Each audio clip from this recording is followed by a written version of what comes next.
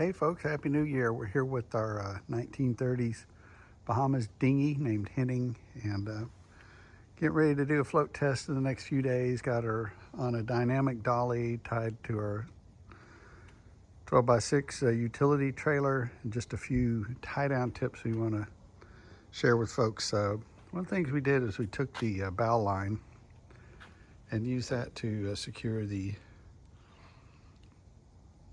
tongue, the handle of the dolly, or whatever the little bar is called, going from the tongue up to the handle, to the trailer, and we wrapped it in such a way that it's not going to travel left or right or up or down as we go down the road.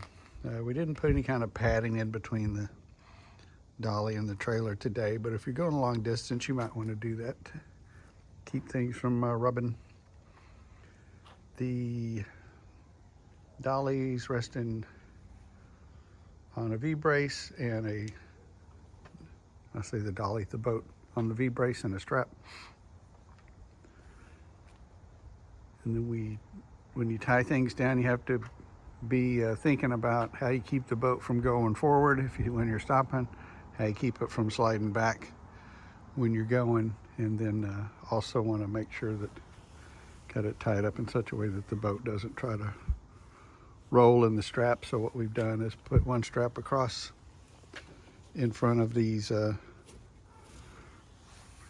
rollick fittings to keep things from going forward, and then back here keep things from going back. We put them behind you. Some people even talk about putting the oarlocks in place and running straps through them. So we haven't experimented with that too much, but we might in the future. And then to keep the boat from rolling port to starboard, put a strap and went down inside one of the risers on either side, so it's not going anywhere.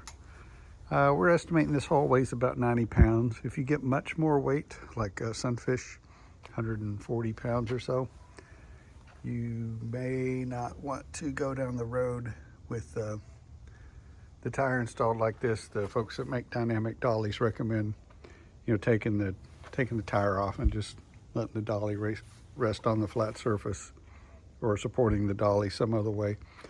The reason being is this axle, it's not going to break or anything, but it might potentially bend just a little bit as you hit a few things with the trailer going down the road.